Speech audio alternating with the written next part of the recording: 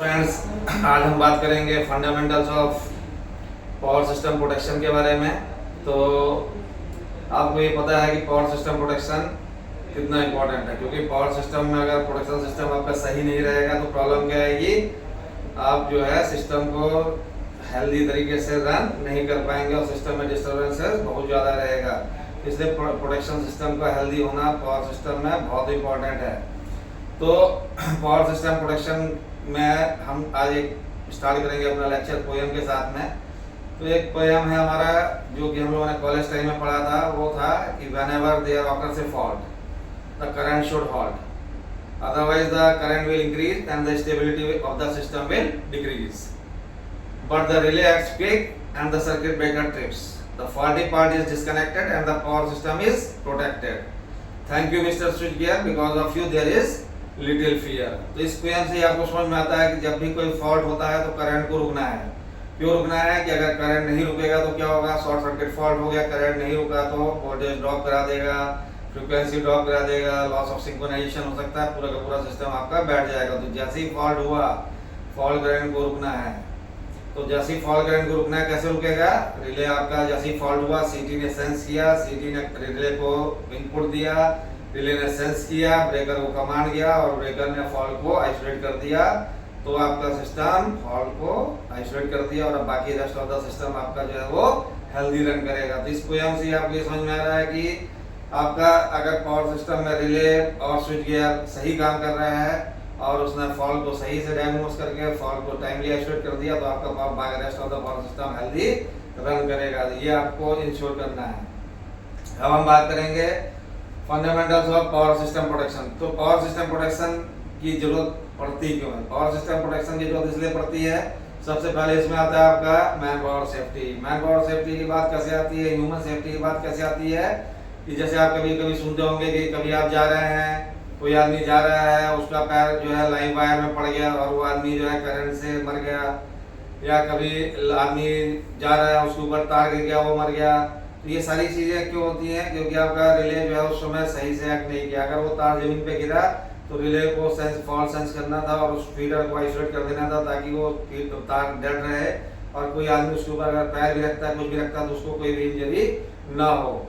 तो ये सारी चीजें क्यों होती हैं, ह्यूमन के लिए इम्पोर्टेंट क्यों है, क्योंकि अगर ये फॉल्ट अगर हुआ, मान लीजिए फॉर एग्जांपल कोई आदमी किसी पैनल में काम कर रहा है, किसी ट्रांसफर लाइन में काम कर रहा है, उससे कोई गलती हो गई तो क्या होगा, अगर फॉल्ट आपका 40 से 50 मिली सेकंड में क्लियर हो जा रहा है तो आदमी मरेगा नहीं, उसको बर्न इंजरी होगी, जल जाएगा वो, क्योंकि फ्लैश होगा तो एक बार बर्न तो करेगा लेकिन क्या होगा, वो मरेगा नहीं, उसका हार्ट काम करता रहेगा। हार्ट क्यों काम करता रहेगा कि हार्ट को बंद होने के लिए मिनिमम 100 मिली सेकंड से ज़्यादा का करंट वो टाइम देना पड़ेगा आपको। उससे अगर कम टाइम है तो हार्ट आपका काम करता रहेगा, आदमी कॉन्शियस रहेगा, सिर्फ उसको बर्न इंजरी आएगी। तो जितना जल्दी आपका फॉल्ट क्लियर होगा उतना ज़्यादा आदमी आपका सेफ रहेगा, उसको इंजरी होगी लेकिन आदमी सेफ रहेगा। दूसरा क्या है, आपका इक्विपमेंट सेफ्टी आता है। तो इक्विपमेंट सेफ्टी क्या होता है कि मान लीजिए आपका फॉल्ट हुआ, फॉल्ट होगा, अगर मिनिमम टाइम में फॉल्ट क्लियर हो गया तो इक्विपमेंट में जो डैमेज होना है वो मिनिमम होगा, उसको आप रिपेयर करके तुरंत सिस्टम को हेल्दी कर सकते हैं।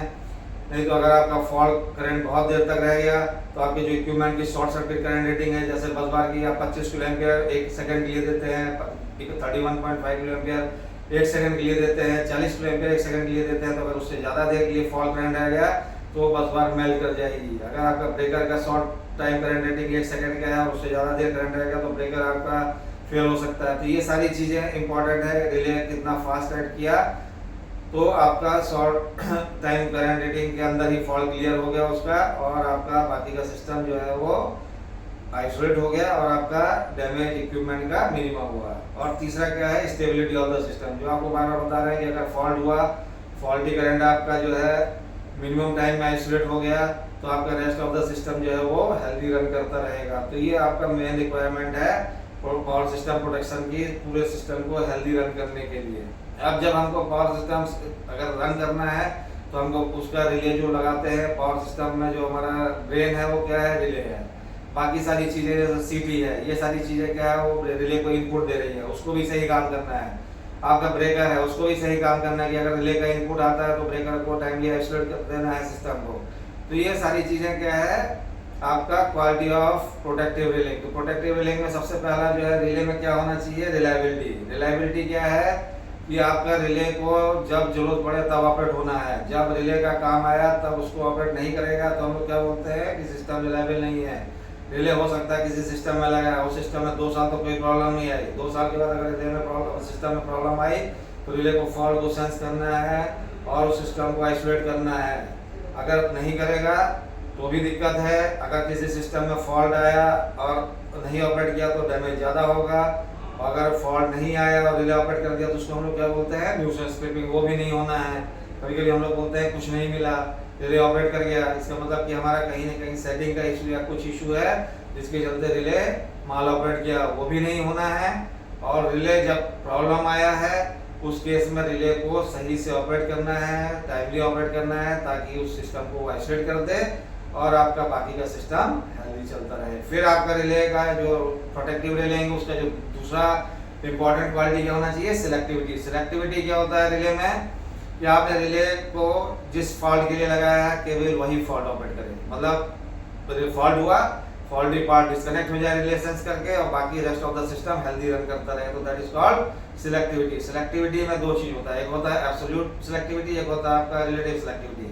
एब्सोल्यूट सिलेक्टिविटी क्या होता है, जब आपका यूनिट बेस्ड प्रोटेक्शन रहता है, जैसे आप डिफरेंशियल के केस में करते हैं, आरईएफ के केस में करते हैं कि यूनिट प्रोटेक्शन देते हैं। आप एक जोन के लिए आपने उसको रिले को सेट कर दिया, उस जोन के ही प्रोटेक्शन को वो सेंस करेगा। अगर वहाँ कोई फॉल्ट होता है तो उस जोन को सेंस करेगा और रिले ऐड करके उस जोन को आइसोलेट कर देगा। रिलेटिव में क्या होता है, टाइम ग्रेडेड सिस्टम रहता है। उसमें क्या करते हैं हम, जैसे आपका रहता है 220 33 केवी सिस्टम, 450 केवी सिस्टम, उसको हम लोग टाइम ग्रेडेड कर देते हैं। टाइम ग्रेडेड कर देते हैं मतलब सारे लोग उस फॉल्ट को देखेंगे, लेकिन कौन ऐड करेगा, नीचे वाला 415 वोल्ट में अगर फॉल्ट हुआ तो केवल 415 वोल्ट वाला ही रिले ऐड करेगा, बाकी सारे उस फॉल्ट को देखेंगे लेकिन वो उसको ऑपरेट नहीं करने देंगे, तो that is called selectivity. Then third is आपका क्या आता है, स्पीड। स्पीड जो है वो बहुत इंपॉर्टेंट है रिले के केस में। तो स्पीड क्या होता है, जैसे भी हमने आपको बताया कि अगर फॉल्ट हुआ और फॉल्ट अगर मिनिमम टाइम में आइसोलेट हो गया तो आपका जो डैमेज है वो क्या है, मिनिमम होगा, चाहे वो ह्यूमन का हो चाहे इक्विपमेंट का हो, स्टेबिलिटी ऑफ द सिस्टम जो है वो भी स्मूथ रहेगा। तो आपका स्पीड बहुत इंपॉर्टेंट है। लेकिन वो स्पीड कब इंपॉर्टेंट है, जैसे मान लिया आपने इंस्टेंटेनियस सेटिंग डाला तो उस केस में स्पीड इंपॉर्टेंट है। बस बार प्रोटेक्शन में जैसे हम कोई टाइम डिले नहीं डालते रिले में, तो उस केस में आपका 40 मिली सेकंड में फॉल्ट क्लियर हो जाना चाहिए, जितना मिनिमम टाइम में होगा, क्योंकि बस बार के इसमें फॉल्ट करंट बहुत हैवी फ्लो करता है, तो उस केस में जितना जल्दी फॉल्ट आइसोलेट होगा उतना आपका डैमेज मिनिमम होगा। तो स्पीड उस केस में बहुत इंपॉर्टेंट है।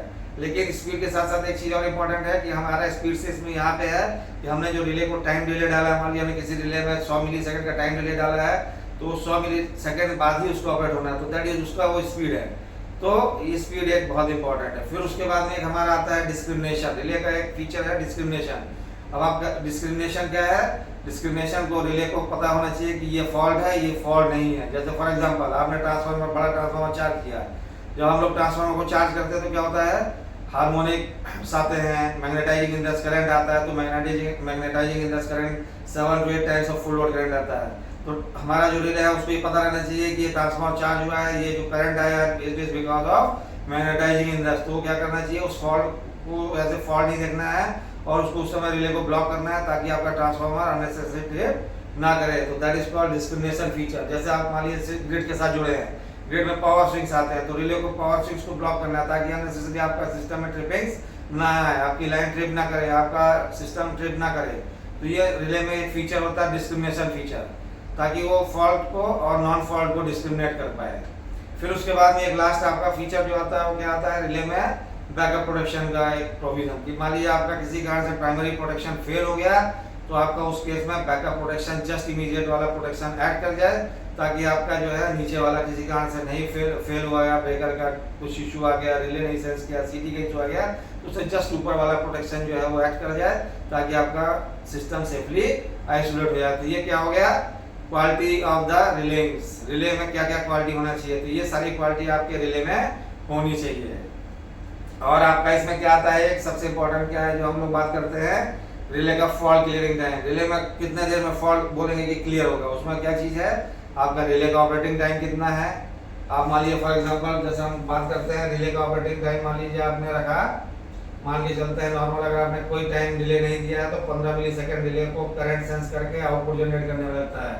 आपका ब्रेकर का ट्रिपिंग टाइम मान लीजिए फॉर एग्जांपल आपका 20 मिली सेकेंड है, तो आपका नेट क्लियरिंग टाइम कितना हो गया 15 प्लस 20 तो 35 मिली सेकेंड, मतलब आपका फॉल्ट मैक्सिमम 40 मिली सेकेंड में क्लियर हो जाएगा। तो ये क्या होता है, ब्रेकर का फॉल्ट क्लियरिंग टाइम होता है। मतलब आपका सिस्टम का फॉल्ट क्लियरिंग टाइम भी पूछता है कितना है, तो हम लोग क्या बोलेंगे, रिले का टाइम प्लस ब्रेकर का ट्रिपिंग टाइम कितना है, ये दोनों ऐड कर देंगे तो आपका फॉल्ट क्लियरिंग टाइम आ जाएगा। मान लीजिए फॉर एग्जांपल इसमें हमने रिले में 100 मिली सेकेंड का टाइम डिले डाला रखा था इंटेंशनली, तो क्या हो जाएगा इसका 115 मिली सेकेंड हो जाएगा और ये 20 मिली सेकेंड हो जाएगा, तो आपका कितना हो गया 135 मिली सेकेंड हो गया। तो आपका जो है फॉल्ट कितने देर में 140 मिली सेकेंड में मैक्सिमम आपका फॉल्ट क्लियर हो जाएगा। तो ये कहलाता है आपका फॉल्ट क्लियरिंग टाइम।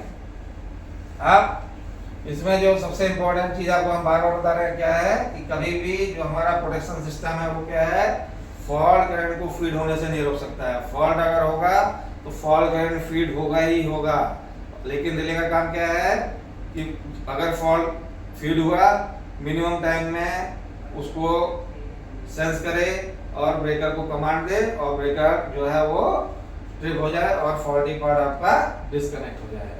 अब इसमें जो सबसे इंपॉर्टेंट फीचर आता है वो क्या आता है, रिले कोऑर्डिनेशन।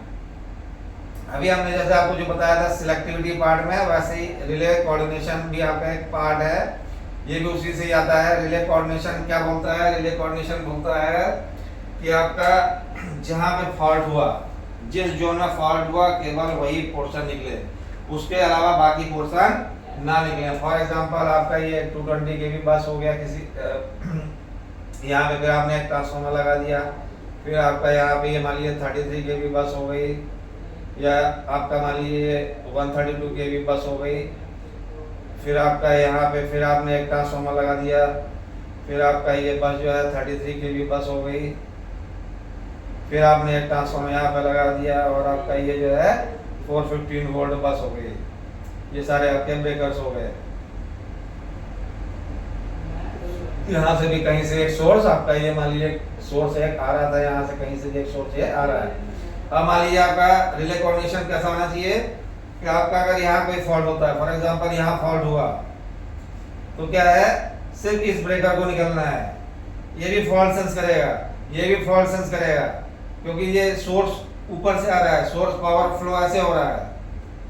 तो क्या है फॉल्ट करंट अगर यहाँ हुआ तो जो फॉल्ट करंट है ये फॉल्ट करंट फीड करेगा, यहाँ से भी आपका जो है पूरे सिस्टम से यहाँ भी फॉल्ट करंट फीड कर, ये भी फॉल्ट करंट फीड करेगा, ये भी करेगा, ये भी फॉल्ट करंट फीड करेगा, क्योंकि सारा सिस्टम जुड़ा हुआ है। लेकिन क्या है सिर्फ रिले इस टाइप से कोऑर्डिनेट रहना चाहिए कि केवल इस फॉल्ट को देख के ये रिले ऑपरेट करे, तो आपका ये सिस्टम यहाँ से आइसोलेट हो गया, बाकी रेस्ट ऑफ द सिस्टम यहाँ से लेके यहाँ तक ये हेल्दी चलेगा। अगर मान लीजिए यहाँ पे पैरेलल में एक और सेम सिस्टम लग रहा था तो आपका ये सिस्टम पूरा एज इट इज हेल्दी चलता रहता, सिर्फ ये वाला फॉल्ट सेंस करके ये वाला ब्रेकर निकल जाता। फॉर एग्जांपल यहाँ फॉल्ट होता तो क्या होता, यहाँ फॉल्ट होता तो आपका ये वाला ब्रेकर सिर्फ निकलना चाहिए, ये बाकी ऊपर रेस्ट ऑफ द सिस्टम इसको डिस्टर्ब नहीं होना है। यहाँ फॉल्ट होगा, ये फॉल्ट को फीड करेगा, सोर्स ये भी है, सोर्स ये भी है, सारा सोर्स है, लेकिन सिर्फ इस ब्रेकर को निकलना है ताकि आपका rest of the system healthy चलता रहे। तो ये कहलाता है आपका रिले कोऑर्डिनेशन। रिले कोऑर्डिनेशन मतलब जहाँ पे फॉल्ट हो सिर्फ वो सेक्शन निकले, उसके अलावा बाकी सेक्शन पूरा हेल्दी चलता रहे, उस हिसाब से हमको रिले का सेटिंग करना है ताकि हमारा पूरा का पूरा सिस्टम हेल्दी चल सके। अभी रिले कोऑर्डिनेशन करने के लिए आपको क्या जरूरत पड़ेगी, सबसे पहले आपको क्या करना पड़ेगा, एक इक्विवेलेंट सर्किट डायग्राम बनाना पड़ेगा, ऐसा सर्किट डायग्राम बनाना पड़ेगा।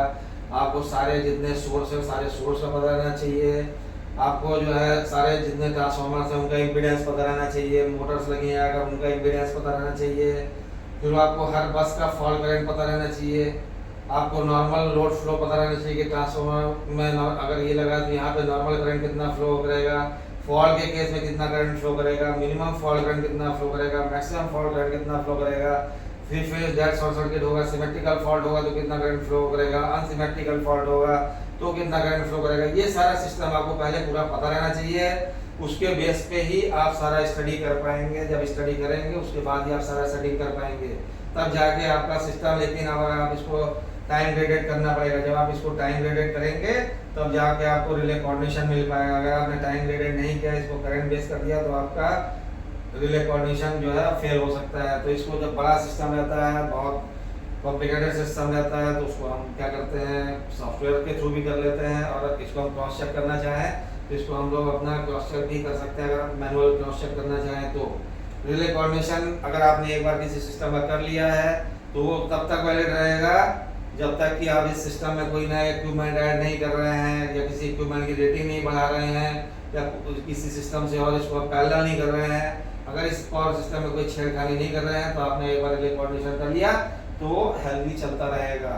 अगर इसके बाद भी अगर आपको कोई प्रॉब्लम आ रहा है तो हम लोग सिस्टम को देखते हुए फिर से रिवाइज रिले कोऑर्डिनेशन करने की अगर जरूरत पड़ेगी तो हम इसको रिवाइज कर सकते हैं।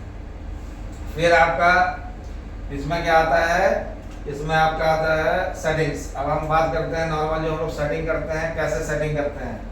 तो अगर मान लीजिए हमारा ये 132 kV का एक यहाँ पे ट्रांसफार्मर मान लीजिए लगा था जो कि इसको फीड कर रहा था, हमको यहाँ पे सेटिंग रखना है। मान लीजिए फॉर एग्जांपल ये ट्रांसफार्मर 60 MVA का एक ट्रांसफार्मर यहाँ पे लगा था और हमको इसके ओवर करंट की सेटिंग करनी है। सेटिंग करनी क्या रखना है कि ये ऑपरेट करे, ओवर करंट और फॉल्ट की सेटिंग इसकी रखनी है।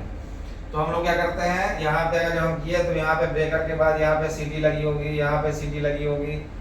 तो ये वाला अगर हम ये चाहते हैं कि इस बस में कोई प्रॉब्लम आए और ये ब्रेकर ट्रिप कर जाए तो हमको क्या रखना पड़ेगा, तो हमको यहाँ पे जो देखना पड़ेगा कि 132 kV साइड इसका फॉल्ट करंट कितना आएगा वो हमको पता रहना चाहिए। पहला पॉइंट यहाँ पे। दूसरा हमको इसका फुल लोड करंट पता चल जाएगा। मान लीजिए फॉर एग्जांपल 60 MVA का ट्रांसफार्मर है तो 60 MVA का ट्रांसफार्मर का 132 kV अगर हम बात करते हैं तो फुल लोड करंट कितना आएगा, अप्रॉक्स 300 एम्पियर आएगा। ठीक है ना। तो ये हो गया इस ट्रांसफार्मर का फुल लोड करंट। अब यहाँ जो सीटी लगाए हैं फॉर एग्जांपल ये सीटी मान लीजिए 400/1 एम्पियर की सीटी लगी है। तो अगर ये 400/1 एम्पियर की सीटी लगी तो यहाँ पे हमारा सीटी रेशियो कितना लिखना पड़ेगा हमको, 400/1 एम्पियर। तो अभी हम यहाँ पे जब 400/1 लिखे तो हमारा जो आई नॉर्मल जिसको हम बोलते हैं नॉर्मल करंट कितना हो गया, सीटी का प्राइमरी करंट हो गया। तो आई नॉर्मल यहाँ पे हो गया 400 एम्पियर। अब हम और इसको जब हम सेकेंडरी के टर्म में बात करेंगे तो आई नॉर्मल कितना हो जाएगा हमारा 1 एम्पियर। ठीक है ना, क्योंकि सीधी का सेकेंडरी 1 एम्पियर है, प्राइमरी के रिस्पेक्ट में 400 एम्पियर हो गया। तो अभी हमारा ट्रांसफार्मर का मान लीजिए 300 एम्पियर फुल लोड करंट आया। तो ट्रांसफार्मर का फुल लोड करंट अगर हम बात करेंगे तो फुल लोड करंट जो है ट्रांसफार्मर का इन टर्म्स ऑफ सीटी प्राइमरी की अगर हम बात करेंगे आई नॉर्मल तो कितना हो गया 0.75 और आई नॉर्मल हो गया। मतलब 400 एम्पियर है, 300 का करेंगे तो 75% आएगा, तो 0.75 ऑफ आई नॉर्मल हो गया। और ये हम लोग क्या बोलेंगे इसका, अगर हमको मान लीजिए जो हम लोग पहले इलेक्ट्रोमैग्नेटिक रिले में प्लग सेटिंग बोलते थे, प्लग सेटिंग मल्टीप्लाई कितना रखना हो करना, तो इसमें हम लोग क्या करते हैं नॉर्मल आजकल इसमें दो टाइप का होता है। ओवर करंट की बात करेंगे तो एक लो सेट होता है, हाई सेट होता है। अगर मान लीजिए हमको लो सेट की सेटिंग करनी है I1 की, तो I1 अगर हमको सेट करना है, मान लीजिए ट्रांसफार्मर का फुल लोड करंट कितना है, हम चाहते हैं कि ट्रांसफार्मर अगर 10% ओवरलोड हो तो ट्रांसफार्मर ट्रिप कर जाए। तो हम क्या करेंगे, इसको 10% ओवरलोड करने के लिए क्या करेंगे, इसका फुल लोड करंट कितना हो गया 300 था, 10% ओवरलोड किया तो ये कितना हो गया 330 एम्पियर हो गया। सीडी का सेकंड प्राइमरी कितना था 400 एम्पियर था। तो जब हम इसको करेंगे तो कितना आ जाएगा 0.825 एम्पियर आ गया। तो ये 0.825 आई नॉर्मल। तो हम जो I1 का सेटिंग करेंगे तो कितना करेंगे हम, I1 is equal to 0.825 IN कर दिए, 0.825 IN कर दिए। मतलब कि अगर इन केस 110% तक करंट जाता है, इतना तक जाएगा करंट, कुछ नहीं होगा। इससे थोड़ा सा भी करंट अगर एक्सीड करता है तो आपका क्या करेगा I1 जो है वो फॉल्ट सेंस करेगा, फॉल्ट नहीं है ओवरलोड सेंस करेगा, वो ऐसे फॉल्ट ट्रीट करेगा लोड सेट का, और रिले कमांड देगा ब्रेकर को, और आपका ब्रेकर ऑपरेट हो जाएगा, और आपका ये ट्रांसफार्मर जो है यहाँ से ब्रेकर निकल जाएगा, नीचे का सिस्टम आपका पावर गया। तो अब ये कितने टाइम पे जाएगा, क्या करेगा, वो किस पे डिपेंड करेगा, इसके टाइम पे डिपेंड करेगा। आपने इसका टाइम कैसे सेट किया है। तो जब हम टाइम सेट करने की बात करते हैं तो हमारे पास क्या है, टाइम सेट करने में दो ऑप्शन है। या तो हम जो है आईडीएमटी कैरेक्टरिस्टिक्स सेट कर सकते हैं, या हम डेफिनेट टाइम करते हैं। तो नॉर्मली हम लोग क्या करते हैं, जब लो सेट की बात करते हैं तो हम लोग आईडीएमटी कैरेक्टरिस्टिक्स सेट करते हैं। आईडीएमटी कैरेक्टरिस्टिक क्या होता है, इनवर्स डेफिनेट मिनिमम टाइम, मतलब अगर आपका करंट जो है वो मोर है या ज़्यादा है तो आपका टाइम जो है वो कम लगेगा। अगर आपका करंट जो है लेस है तो आपका टाइम जो है वो ज़्यादा लेगा ट्रिप करने में। तो ये होता है इनवर्स डेफिनेट मिनिमम टाइम। इसमें जो है नॉर्मली हर रिले में 3 कैरेक्टरिस्टिक देता है। एक होता है आपका एनआई लिखा रहता है जो होता है नॉर्मल इनवर्स, एक आपका होता है वेरी इनवर्स, और एक आपका होता है एक्सट्रीमली इनवर्स।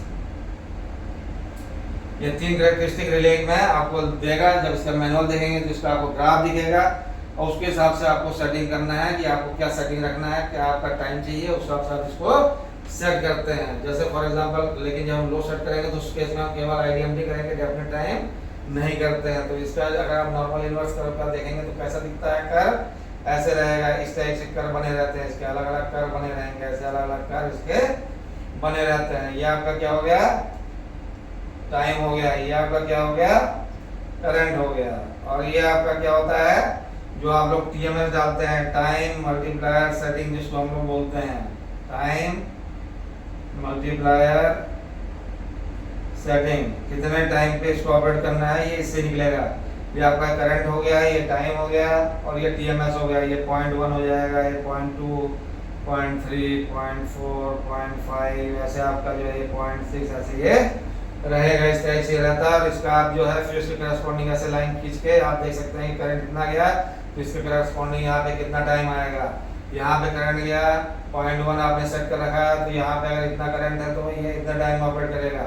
यहाँ पे करंट है तो इतना करंट गया तो ये इतना टाइम पे ऑपरेट करेगा। तो जैसे जैसे करंट बढ़ता जा रहा है आपका टाइम लगना कम हो रहा है। तो आपका मान लीजिए आपने टीएमएस 0.6 रख दिया, तो इतने करंट में टाइम जो अभी लगना था इतना लग रहा था 0.1 रखने में, तो आपका 0.6 में इतना टाइम लगेगा। इससे करस्पॉन्डिंग आप टाइम निकाल लीजिए। तो जितना ज़्यादा आप टीएमएस रखेंगे उतना ज़्यादा आपका टाइम जो है रिले को ऑपरेट होने में ज़्यादा मिलेगा। और अगर आपने टीएमएस कम रखा है तो रिले को ऑपरेट होने में टाइम कम लगेगा। तो ये टीएमएस से आपको टाइम रीडिंग जो बात करते हैं हम लोग, टीएमएस के माध्यम से टाइम रीडिंग हम कर सकते हैं। तो हम इसमें मान लीजिए फॉर एग्जांपल हमने इसको जो टीएमएस रखा, टीएमएस जो हमने सेट किया वो मान लीजिए हमने 0.2 कर दिया। तो अभी क्या करेगा, टीएमएस जब पॉइंट कर दिया, दिस मीन 200 मिली सेकंड, मतलब ये जो अभी हमने कर्व बताया इस कर्व से 0.2 के करस्पॉन्डिंग आपको उस रिले का ऑपरेटिंग मैनुअल में कर्व देखना है और उसके हिसाब से आपको देखना है कि क्या टाइम निकल के आता है। तो अगर इससे ज़्यादा करंट एक्सीड करेगा उतने देर में रिले ये ऑपरेट कर जाएगा। मतलब ये अगर उस हिसाब से निकालेंगे तो ये इसका टाइम बहुत ज़्यादा आएगा। हो सकता है ये 30 सेकंड भी आ सकता है आपका, क्योंकि करंट बहुत कम है। तो उस हिसाब से कर्व जो है 1.1 टाइम्स के हिसाब से जब निकालेंगे 0.2 में तो हो सकता है 30 सेकंड भी आ सकता है। अगर इनकेस अब यही जो है फॉल्ट में कन्वर्ट हो जाता, मान लीजिए यहाँ पे कहीं कोई एक्चुअल में फॉल्ट हो जाता है, यहाँ पे अभी जो हम लोग बात कर रहे थे यहाँ पे सीटी के बाद में यहाँ कोई फॉल्ट हो जाता, अभी जो ये नॉर्मल करंट था, अब ये करंट मान लीजिए ये जो है आपका 300 एम्पियर के बजाय यहाँ पे 3000 एम्पियर करंट फ्लो कर जाता, मान लीजिए 3000 करंट जाता तो ये क्या हो जाता, इसका जो फॉल्ट करंट है वो कितना चला जाता, 7.5 times of I N. I normal का 7.5 टाइम्स चला गया। 7.5 टाइम्स आई एन चला गया तो डेफिनेटली आपका जो 30 सेकंड लग रहा था ये टाइम जब कर्व से निकालेंगे तो हो सकता है ये 200 मिली सेकंड आ जाए। तो जैसे ही आपका करंट बढ़ा आपका टाइम जो है वो मिनिमम हो गया सेम कर्व पे 0.2 टीएमएस पे। ये टाइम जो 30 सेकंड आ रहा था जब आपका 10% से करंट बढ़ा था और 7.5 टाइम जब बढ़ गया तो ये 200 मिली सेकंड। तो इसीलिए जो है जब आप इन्वर्स वाला कैरेक्टरिस्टिक करते हैं तो इससे आपका फॉल्ट क्लियर होगा, लेकिन डेफिनेट टाइम टाइप का नहीं होगा, ये कर्व को फॉलो करेगा। लेकिन ये भी एक आपका सिस्टम को फॉल्ट को आइसोलेट करने का बेस्ट मेथड है। और आपका इससे टाइम रीडिंग मिल जाएगा कि आपका यहाँ फॉल्ट होगा तो ये नहीं निकलने देगा, यहाँ होगा तो ये नहीं निकलने देगा। आप उस हिसाब से टाइम रेट करके करेंगे कि ताकि यहाँ अगर मान लीजिए 100 मिली सेकंड में फॉल्ट ऑपरेट हुआ तो सेम फॉल्ट में अगर ये यहाँ 100 मिली सेकंड पे क्लियर नहीं होगा तो ये 200 मिली सेकंड बाद जाएगा, ये 250 मिली सेकंड बाद जाएगा, तब जाके ये सिस्टम जो है आपका रिलायबल हो पाएगा। अगर आपका ये हो गया एक नॉर्मल आईडीएमटी कैरेक्टरिस्टिक वाला। अगर हम इसको मान लीजिए एक इंस्टेंटेनियस सेटिंग करते हैं, ओवर करंट का इंस्टेंटेनियस सेटिंग करते हैं, तो अब जब हम इंस्टेंटेनियस सेटिंग करते हैं जो होता है जिसको हाई सेट भी बोलते हैं, जब हम इसका सेटिंग करेंगे तो इसमें क्या ध्यान रखना है हमको कि हमको इस बस पे मैक्सिमम फॉल्ट करंट कितना जा सकता है ये पता रहना चाहिए। हमको पता चल गया कि इस बस पे मान लीजिए मैक्सिमम फॉल्ट करंट जो है वो 18 किलो एम्पियर जा सकता है। ठीक है, तो हमारा मतलब अगर कोई फॉल्ट हुआ तो मैक्सिमम करंट कितना जा सकता है, 18,000 एम्पियर जा सकता है। हमारी सीटी कितने की लगी है, 400/1 की सीटी लगी थी, तो 400/1 की सीटी लगी है, 18,000 एम्पियर किलो एम्पियर करंट जा सकता है। तो हम इसको जो है अगर हम सपोज करिए 10 टाइम्स ऑफ आई नॉर्मल भी सेट कर देते हैं, 10 टाइम्स ऑफ आई नॉर्मल, तो भी हमारा इसके अंदर विदिन है, मतलब हमारा 4000 एम्पियर भी हमने सेट कर दिया, 18 kilo ampere fault current maximum जा सकता है। अगर हम 10 टाइम्स ऑफ आई नॉर्मल भी सेट करते हैं तो हमारा ये फॉल्ट होगा तभी निकलेगा, नॉर्मल केस में ये 10 IN पे नहीं निकलेगा।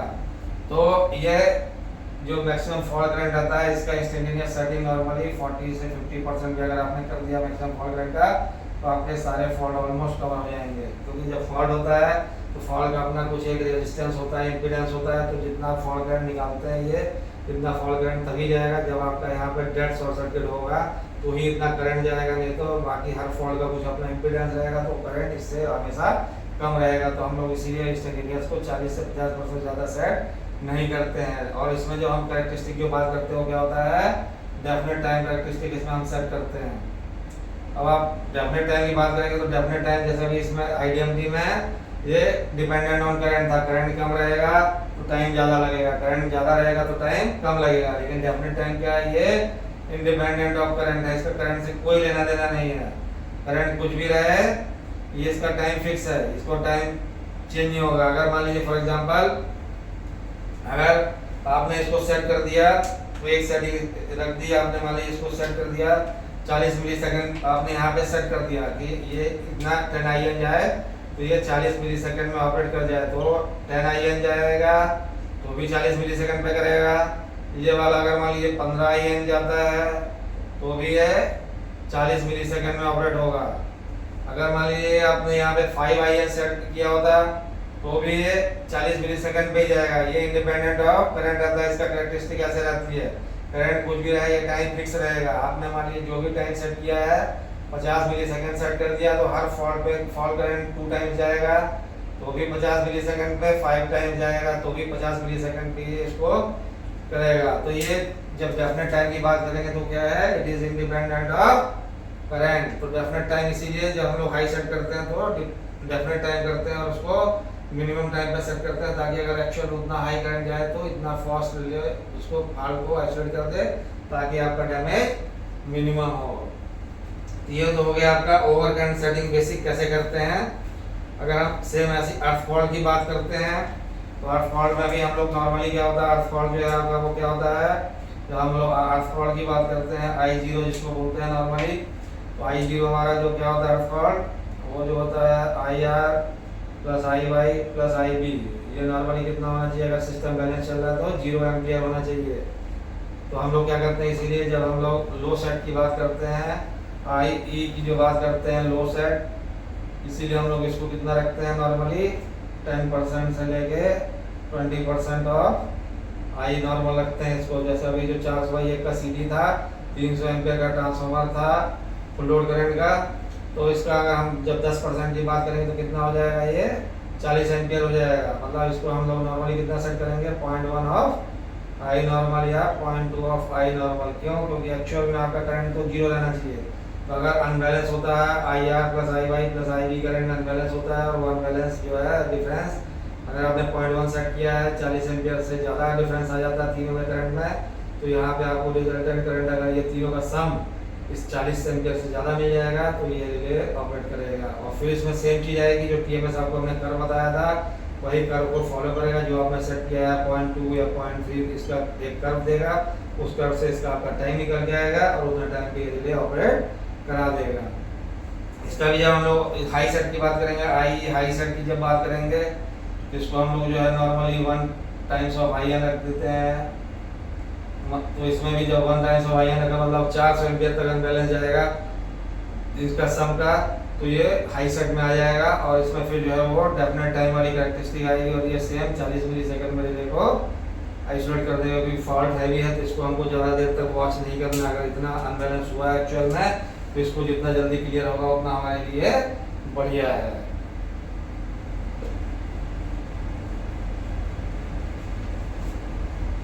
तो ये क्या हो गया आपका आईडीएमटी और डेफिनेट टाइम का। अभी जो टाइम रीडिंग जो रिले कोऑर्डिनेशन की बात आ रही थी, जस्ट आपको एक एग्जांपल से बता देते हैं। फॉर एग्जांपल मान लीजिए यहाँ पे आपका बस का फॉल करंट 50 किलो एम्पियर था, मान लीजिए बस का फॉल्ट करंट 50 किलो एम्पियर है। इस बस का भी हम लोग बात करते हैं, इस बस का हो सकता है फॉल करंट जो है 20 किलो एम्पियर जो भी है।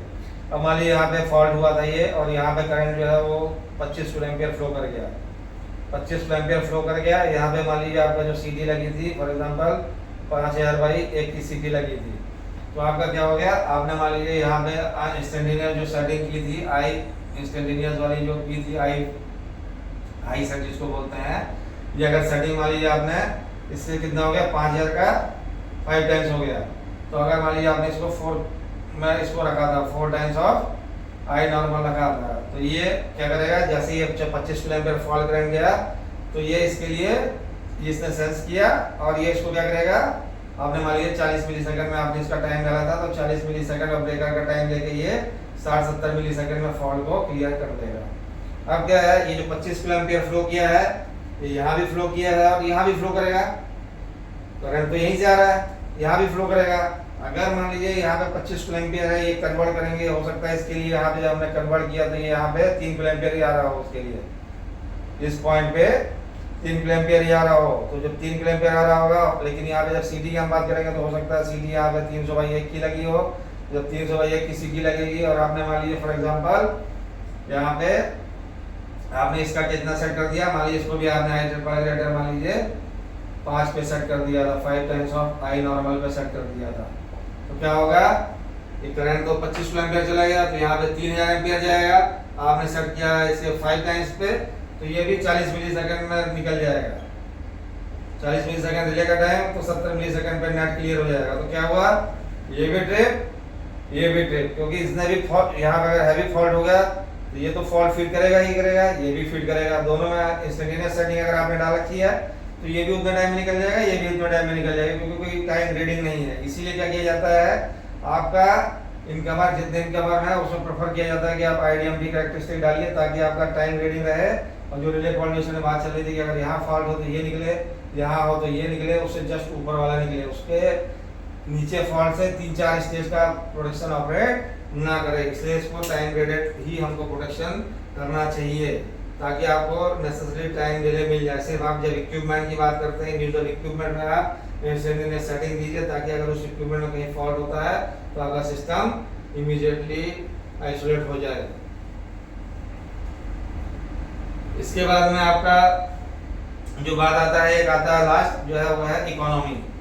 आप जब प्रोटेक्शन सिस्टम लगाते हैं उसमें इकोनॉमी भी ध्यान रखना है। इकोनॉमी क्या ध्यान रखना है आपको, कि जो आप रिले लगा रहे हैं, रिले जो है उसका कॉस्टिंग जो है as per standard 5% of total cost of equipment होना चाहिए। ये एक स्टैंडर्ड है, ये भी एक चीज ध्यान रखना है। मान लीजिए फॉर एग्जांपल आपका एक कोई इक्विपमेंट है जिसकी कॉस्टिंग 1 करोड़ रुपए है, तो आप इसमें मैक्सिमम जो रिले लगा सकते हो कितने का लगा सकते हैं, 5 लाख का लगा सकते हैं। अगर ये इक्विपमेंट 10 करोड़ का है तो आप मैक्सिमम रिलेंगे इसमें 50 लाख की लगा सकते हैं, इससे ज़्यादा नहीं लगाना है। अगर इससे ज़्यादा लगा रहे हैं तो सिस्टम आपका इकोनॉमिकल नहीं कहलाएगा। ये भी आपको ध्यान रखना है कि कॉस्टिंग जो है वो रिले की कॉस्टिंग 5% से ज़्यादा नहीं होना चाहिए उस इक्विपमेंट के कॉस्ट से।